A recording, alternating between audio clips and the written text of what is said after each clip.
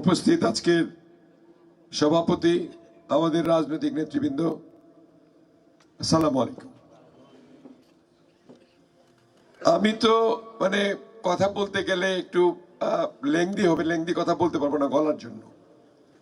রাতের মধ্যে গলা ঠিক করে কালকে থেকে আবার যদি বক্তৃতা দিতে পারি, এই দোয়া আগে চাই।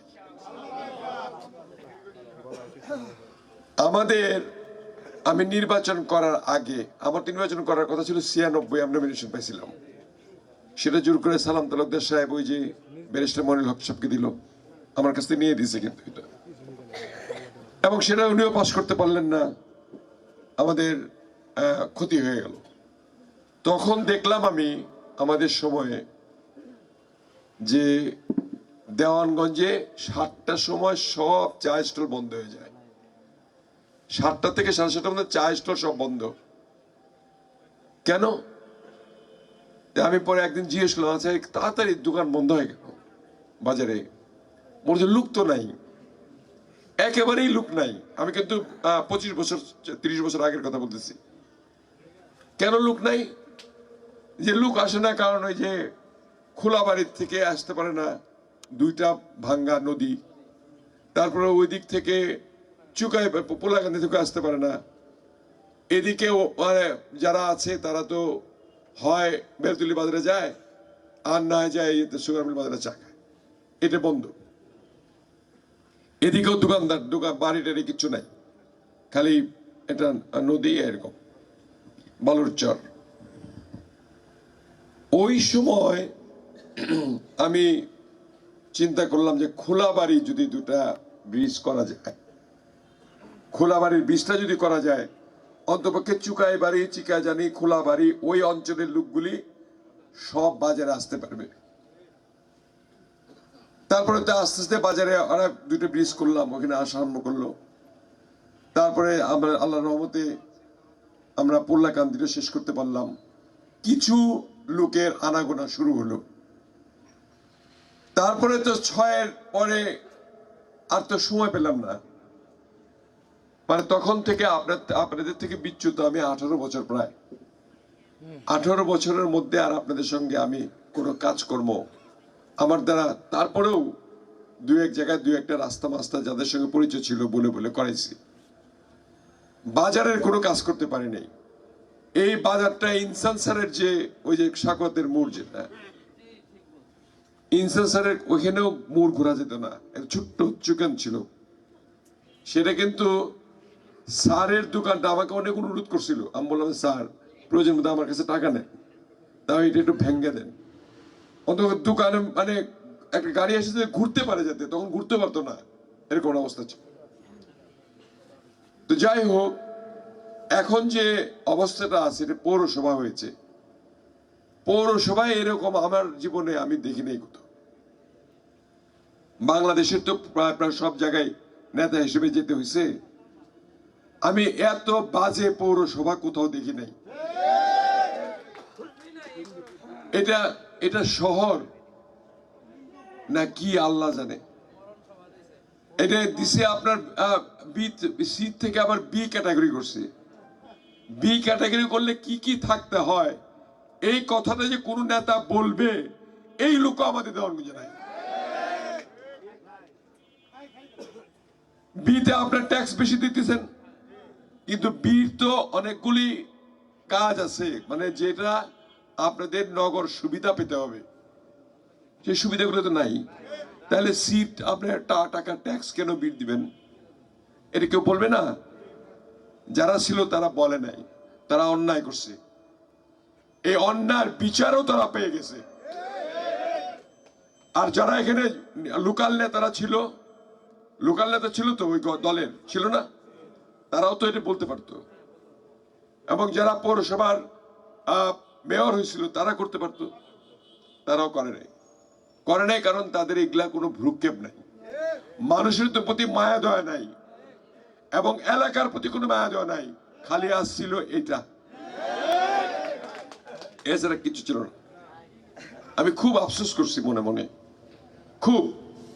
আর এই দেওয়ানগঞ্জটা, আমি একটা চিন্তা ছিল, এই যে এই রাস্তাটা করলাম, জামালপুর দেওয়ানগঞ্জের রাস্তাটা কিন্তু আমার করা, এই যে বড় রাস্তাটা, এটার 107 কোটি টাকা আমি স্যাংশন করে টেন্ডার করে তারপরে দিয়ে গেছিলাম, পরে রাস্তাটা কমপ্লিট হয়েছে। এবং এটা ওখান থেকে নিয়ে সুজা মোটা রাস্তা বাইপাস বের করে রৌমারী পর্যন্ত নেওয়ার কথা ছিল, এটা হয় নাই। আমি নাই, হয় নাই, কিন্তু আমার মাথার মধ্যে তো এটা আছে। এবার যদি সময় পাই, সময়ের তো বেশি সময় নাই, আমি যদি সুস্থ থাকি, এইটা আগে মানে আগের যে মাথার মধ্যে যেটা আছে ওই হিসেবে আমি কাজটা ধরবো। আপনাদের কিছুই লাগবে না, দেখবেন যে ওখান দিয়ে এসে বড় রাস্তা হয়ে হয়তো কিছু বাড়ি টাড়ি ভাঙ্গা পড়বে, টাকা দেব, সরকার টাকা দিবে, 3 গুণ টাকা দিবে, অসুবিধা কি? ভাঙ্গে এটা শহর করতে হবে, আমাদের এটা শহর করতেই হবে, এর কোনো বিকল্প নাই। এবং যেহেতু বি ক্যাটাগরি হয়েছে, বি শহর হতে হবে। এটা তো সি শহর না, এটা ডি শহর। এটা ট্যাক্স বন্ধ করে দেওয়া উচিত। আমি তো মানে এটা মানে এখন যেহেতু নির্বাচন আসতেছে, আমি কথাটা আর বলতে চাই না। আমি যদি মানে এই 1 মাস 2 বা 1 বছর আগেও জানতাম, আমি অন্তর্বর্তীকালীন সরকারকে বলতাম যে আমি এদিকে ট্যাক্স দেবো, দেওয়ার মধ্যে কোনো ট্যাক্স নাই, কাজই নাই, কিসের ট্যাক্স, ট্যাক্স বন্ধ। আমি এটা করে ফেলতাম। যাই হোক, এই কয়েকদিনের জন্য আর করার দরকার নাই, যেহেতু 12 তারিখে নির্বাচন আছে, মাত্র 16 দিন। এই 16 দিনের সময়টা অপেক্ষা করেন। অবশ্যই আমি আপনাদের কথা দিলাম, আমি এই বাজারের মধ্যে দিয়ে আমিও তো গাড়ি নিয়ে আসি, আটকে থাকা লাগে না। আসার সময় এই যে কি যে অবস্থা, এটা দেখে আমার কান্না পায় একদম বরাবরই।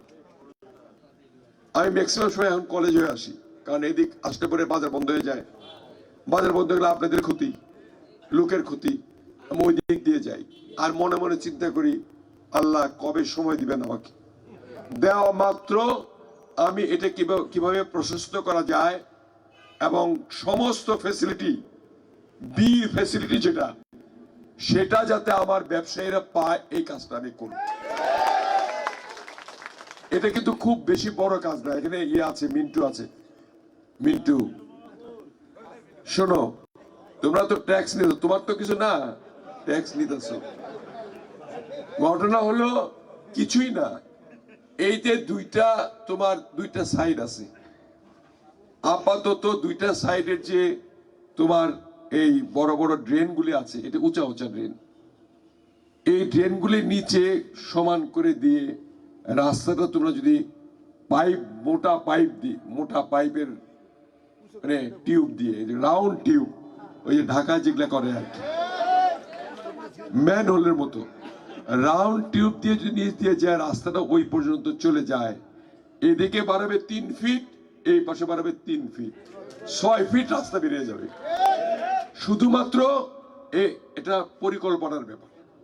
6 ফিট বাড়বে এবং সেই জায়গায় সমস্ত খুঁটিগুলো সরায়ে 2 পাশে 6 ফিট সরাই দিতে হবে। তাহলে এটা ড্রেনের, আপনার ড্রেনের তো ড্রেন হবে, ওটা দিয়ে ড্রেনের লাইনটা ওয়াসারের মতো লাইন হয়ে যাবে এবং 2 পাশে এটা ঠিক করা সম্ভব হবে। এবং এটা বেশি দিনের কাজ না। আমি প্রয়োজন বোধে এখানে যে যারা আপনার এগুলোর এক্সপার্ট আছে, আমি যদি নির্বাচিত হই, না হলে কিন্তু করতে পারবো না, না হলে কেমনে করবো? আপনার এটা করতে বড় জোর 2 মাস থেকে 3 মাস লাগবে, বড় জোর। ভাগ ভাগ করে স্ল্যাশ স্ল্যাশ করবে, 3 মাসও কারো ক্ষতিও হবে না। এবং সবচেয়ে বড় পরিকল্পনা হলো আমার, আপনার এই নদীর ওই পাশে থানার সামনে কিছু বাজার শিফট করতে হবে, না হলে হবে না। আপনার গরুহাটি শিফট করতে হবে, আপনার ওখানে স্টেডিয়াম করতে হবে, ওখানে কিছু দোকান বানাতে হবে, প্রয়োজনে কাঁচা বাজার ওখানে নিয়ে যেতে হবে। কারণ আপনার যদি ব্রিজ থাকে তাহলে তো কোনো অসুবিধা নেই। বড় ব্রিজ করব, 2 পাশ থেকে একটা ব্রিজ আসবে, এই পাশ থেকে একটা ব্রিজ যাবে, এখানে বড় বড় বিল্ডিং হবে, একটা বড় একটা স্টেডিয়াম হবে, নানান রকমের দোকানদারদের এটা শহরের মতো একটা অবস্থান থাকবে। তখন আমরা এই যে চাপাচাপি অবস্থাগুলি আছে এগুলিকে সরায় সরায় আমরা ওখানে স্থানান্তর করতে পারবো। তাছাড়া আর কোনো বুদ্ধি এখানে নাই। এটা কোনো শহর না। এটার আমি এখন বিশ্বাস করেন, আপনার মধ্যে ব্যবসায়ী যদি আমি থাকতাম আপনাদের সঙ্গে, আমি এই তোমার ট্যাক্স দিতামই না। বন্ধ ট্যাক্স, কিসের ট্যাক্স? এটার জন্য কি ট্যাক্স দিব? কোনো ফেসিলিটি নাই, ট্যাক্স নাই। মানে বন্ধ করছেন, ঠিকই করছেন, কিন্তু এর ফাইন টাইন হলে তো মুশকিল হবে। ওটা দেখেন, মানে এই কাজগুলি করা সম্ভব এবং এই কাজটা করব আমি। আপনাদের এখানে 750 ব্যবসায়ী আছেন এখানে। একটা কথা খুব সুন্দর বলছে যে 100 করে লোক যদি ডেলি বলেন, 100 দরকার নেই, 20 জন করে যদি বলেন, আমার সময় আছে আরো 18-19 দিন, তার মানে এক একজন প্রায় 400 লোকরে বলতে পারবেন। মানে ভোট দেওয়ার জন্য 400 লোকরে বললে 400 ফ্যামিলি, 400 ফ্যামিলি মানে যদি 3 জন করে লোক থাকে, মানে 1200 লোককে বললেন আপনি একটা দোকান, এবং 750 দোকানে আপনার পুরা 2.5 লাখ লোককে বলা। এটার জন্য একটা মজবুত করে বলতে হবে, নিজেকে প্রার্থী মনে করতে হবে, না হলে কিন্তু হবে না আপনার। আমি জানি আল্লাহর রহমতে হয়তো আমার মনও একটা বলে, তো আমার তো অ্যাসেসমেন্ট আছে, আমার নেতা কর্মীরা আছে, আমার দল আছে, আমার ইউনিয়নে দল আছে, বক্সগঞ্জে দল আছে, আমার একটা হিসাব আছে। সেই হিসাবে আমি দেখি যে কোনো অবস্থাতে ইনশাল্লাহ আল্লাহ যদি নারাজ না হন আমি পাশ করবই। এই পাশটা আমি চাই না, এই পাশটা আমি চাচ্ছি বিপুল ভোটে। যেটা কথা বলল, কেন? এটা আমার জন্য না, এটা আপনাদের জন্য। বলেন কি জন্য? কেন? পাস তো এক ভোটে পাস করলেও পাস, সংসদে যাব। আবার 2 লক্ষ 3 লক্ষ ভোটে পাস করলেও পাস, তাও সংসদে যাব। এটা তো আপনারা তাহলে বুঝতে পারলেন না কেন? মন্ত্রীর জন্য না, মন্ত্রী এক ভোটে পাস করলেও পাস হবে, মন্ত্রী হবে। আমি ওখানে ঝগড়া করতে চাই যে আমার দেওয়ানগঞ্জের লোক, বক্সিগঞ্জের লোক, 4.5 লক্ষ লোকের মধ্যে 3 লক্ষ 3.5 লক্ষ লোক ভোট আমাকে দিচ্ছে, আমার বরাদ্দ এত কম থাকবে কেন? এরকম ঝগড়া করতে চাই। এই ঝগড়াটা ওখানে করতে চাই, সংসদে করতে চাই, সরকারের সঙ্গে করতে চাই। আপনি যদি আপনি 10,000 ভোটে যে লোক পাস করছে তাকে আপনি 200 কোটি টাকা বরাদ্দ দিচ্ছেন, আমি 3 লক্ষ ভোটে পাস করছি, এত গরিব এলাকা, আমারে 1000 কোটি টাকা দিতে হবে। না দিলে আমি নিব না, কাগজ ফেলা দেব। এগুলো করতে পারবো আমি। এই জন্যই আমি এই জিনিসগুলো আপনাদের কাছে চাই যে আপনারা একটু মানে সোচ্চার হন, মানে ভোটগুলো নিতে হবে। কারণ এখানে তো পাশ করার মতো অন্য কেউ নাই। আপনার দাঁড়িপাল্লা আগে ভোট ছিল 6,000, এখন না ধরেন অনেক কাজ করে 12,000 হয়েছে। না হয় না 12,000, আপনি না 24,000 দিলেন, না 48,000 দিলেন, এর চেয়ে কই দিবেন আপনি? ভোট হলো আবার 4.5 লাখ, হ্যাঁ দিলেন আপনি। আর একটা হাত পাকা আছে, এটা 5,000-এর বেশি আপনি ভোট যতই চেষ্টা করেন দিতে পারবেন না। আপনি যদি চেষ্টাও করেন তাও দিতে পারবেন না। এগুলো তো আমাদের হিসাব আছে। এখন মানে এই ভোটগুলি, এটা আপনার সবগুলা ভোট আপনার যদি না দিতে যান, 4.5 লাখ ভোট আছে, 2 লাখ লোক ভোট দিল, ভাষ্যতে করলাম আমি, 2 লাখ ভোট দিলই না, যায়নি, বা সকালবেলা যায়নি, লাইন বড়। একদিনের জন্য সকলকে কষ্ট করতে হবে। আমি যত বলে মিটিং করছি, সকল মানে পরিবার, আপনাদের যে পরিবার, আত্মীয় স্বজন, সকলকে নিয়ে একদিনের জন্য যে যেখানে আপনার কেন্দ্র আছে, ওই কেন্দ্রে একদিনের জন্য প্রতিজ্ঞা করতে হবে যে আমি একদিন কষ্ট করব, সারা জীবন সুখ করব। এটা আপনাদের প্রতিজ্ঞা করতে হবে। এই প্রতিজ্ঞা করলে পরেই আমি যে ঝগড়ার কথাগুলো বললাম, এই ঝগড়া করে যদি আপনাদের জিনিস না এনে দিতে পারি, তাহলে আমাকে আপনার বাজারেই ঢুকতে দিন না। বেশি সময় লাগবে না, 1 বছরের মধ্যে আল্লাহর রহমতে চেহারা পাল্টাবেন। তখন দেখবেন যে এটা ওই করার জন্য বলবে, করেন ট্যাক্স আমি বেশি দেবো, ইনকাম বেশি করবো, ট্যাক্স দেবো, অসুবিধা কোন জায়গায়? আমার এখন ইনকাম কম, ট্যাক্স দেবো বেশি, তোমরা কি পাইছো? এটা ঠিক না। আপনার বকশীগঞ্জের সি কিন্তু প্রশস্ত রাস্তা, অনেক প্রশস্ত রাস্তা, চৌরাস্তা, বড় বড় গাড়ি চলে, মেলা জিনিস, ওটাও আমার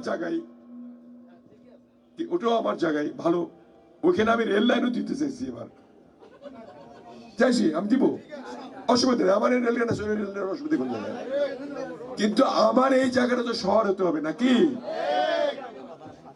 আমার বাজারের ওই পাশে আমি স্টেডিয়াম করব, বাজারের ওই পাশে, মানে ওই নদীর ওই পাশে স্টেডিয়াম করব, নতুন ব্রিজ করব, নতুন দোকান করব, প্রয়োজন বোধে এখানে যে ছোটখাটো দোকানগুলো যেগুলো আছে শিফট করে ফ্রি দোকান দেবো। এখানে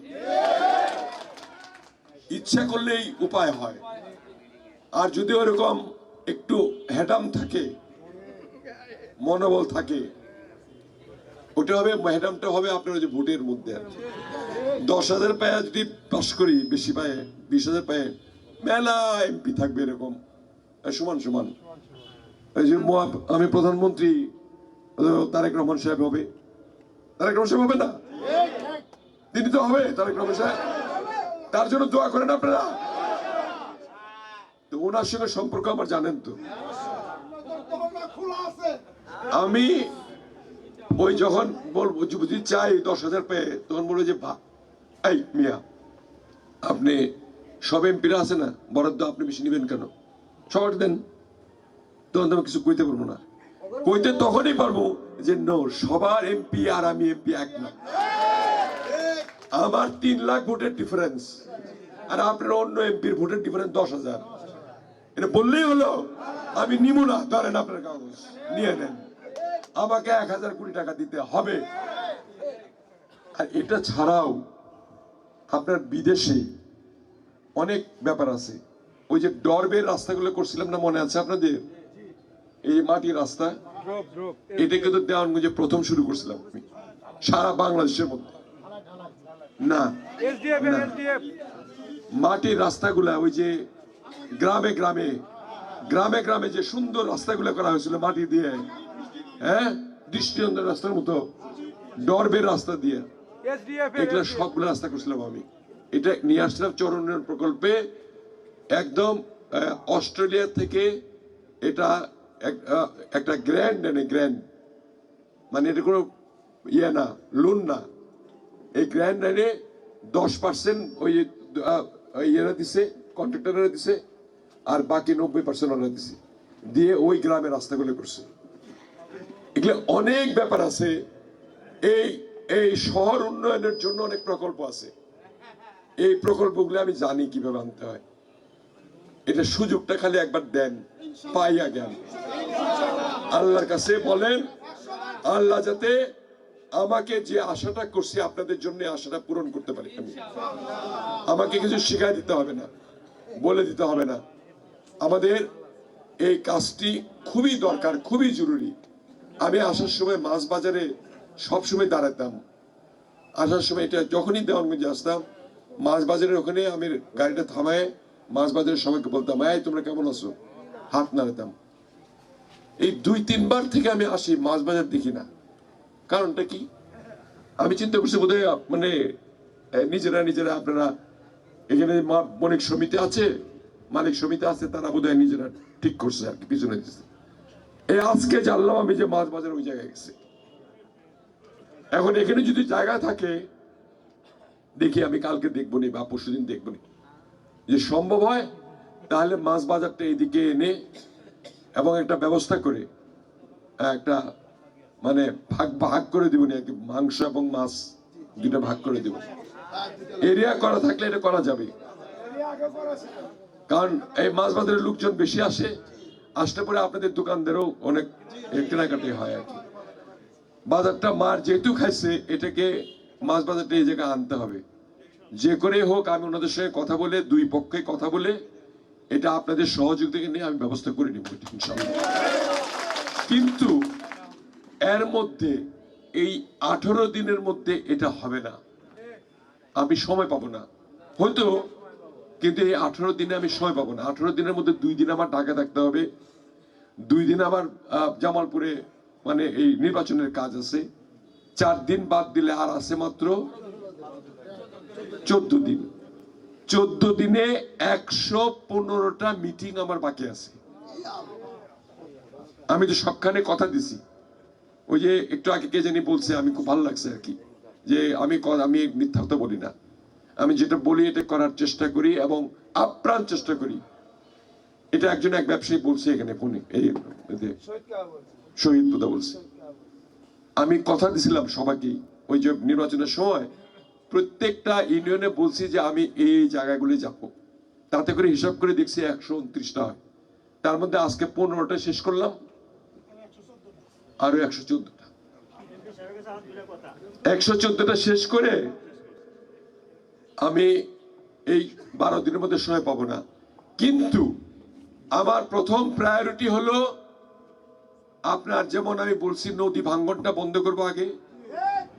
এই যে নদী ভাঙ্গন না, কিন্তু নদী ভাঙ্গে চলে আসতেছে, কিন্তু এটা হলো প্রথম কাজ আমার, মানে প্রথম সংসদে প্রথম কাজ হলো নদী ভাঙ্গন বন্ধ করা। আগে বাঁচতে হবে, এবং ওটার সাথে সাথে একসাথে আমি এই দেওয়ানগঞ্জের এই কাজটা ধরবো, এই পৌরসভার কাজটা ধরবো, যাতে করে বি গ্রেডের মতো হয়। এবং তখন বি গ্রেডের টাকা তুমি নাও, কোনো অসুবিধা নাই। এখন যে নিছো এই টাকা কিন্তু হিসাব করে ফিরত নিতে পারি, কিন্তু ওই মার্কা আছে, ব্যবসায়ী ভাইদের কোনো মার্কা আছে, এই উন্নয়নের কোনো মার্কা আছে, ওই নদী ভাঙন রোধের কোনো মার্কা আছে, ওই শান্তির কোনো মার্কা আছে। মার্কাটা কি জুড়ে বলেন, মা বোনদের মার্কা আছে আমরা জানি, মার্কা তো সব বুকের মধ্যেই, হৃদয়ে বুকে আছে হৃদয়ে আছে, সবখানে আছে মার্কা, অসুবিধা নেই। এখন আমাদের ভোটটা বাড়ানোর জন্য ওই যে আমার ছেলে একটা কথা বলছে, মানে ছোট হলেও বুদ্ধিমানের মতো কথা বলছে, আমরা তো 18 বছর থেকে তো ভোটই দেই না, দেই ভোট সিলভারে এমনি নিয়ে গেছে, ভোট দরকার নাই, এমনি মোটামুটি হয়ে গেছে, পাস করছে, মন্ত্রী হয়েছে, এই হয়েছে সে হয়েছে, কোনো কিছু নাই। আমরা যে মালিক দেশের, আমাদের যার ভোটের যেটা মালিকানা আছে, এটার কোনো ভ্রুক্ষেপ ছিল না। এবার তো ভ্রুক্ষেপ আছে, এবার যার ভোট শেষে দিতে হবে। এই জন্য সকাল বেলায় ওই লাইনটা সকাল বেলায় ধরতে হবে। একবার ধরলে কিন্তু হয়ে গেল, প্রথমবার যদি লাইনগুলো ধরা হয় তখন তো আমাদের লোক আসবে, পাইগুলো চলে যাবে, আমাদের লোক আসবে, পাইগুলো চলে যাবে, আমাদের লোক আসবে, পাইগুলো চলে যাবে, আর কেউ 2-4 জন দিতে চাইলেও আর দিতে পারবে না। আর যখন দেখবে যে খালি ধানের শীষ, ভিতরেও ধানের শীষ, বাইরেও ধানের শীষ, যারা আসতেছে ওরাও ধানের শীষ, তাহলে যারা 2-1টা এদিক ওদিক ছিল ওরা চিন্তা করবে আমার ভোটটা কেন নষ্ট করব, আমিও ধানের শীষ। এটা হবে, তখন আপনার এই 3 লাখ আপনি ডিফারেন্স করতে পারবেন, এবং করলে পরে আমি আপনাদের সমস্যাগুলো সমাধান করতে পারবো। আমি সমাধান করবোই ইনশাল্লাহ। আমি যদি বেঁচে থাকি, আল্লাহ যদি বাঁচিয়ে রাখে, আমি যদি অসুস্থ না হই, আমি আপনাদের কাছে আজকে শুধু দোয়া চাবো আমার শরীরের জন্য, যাতে সুস্থ থাকি, এবং আল্লাহ যাতে আপনাদের কাজগুলো করানোর জন্য ওই পর্যন্ত আমাকে বাঁচায় রাখে অন্তত।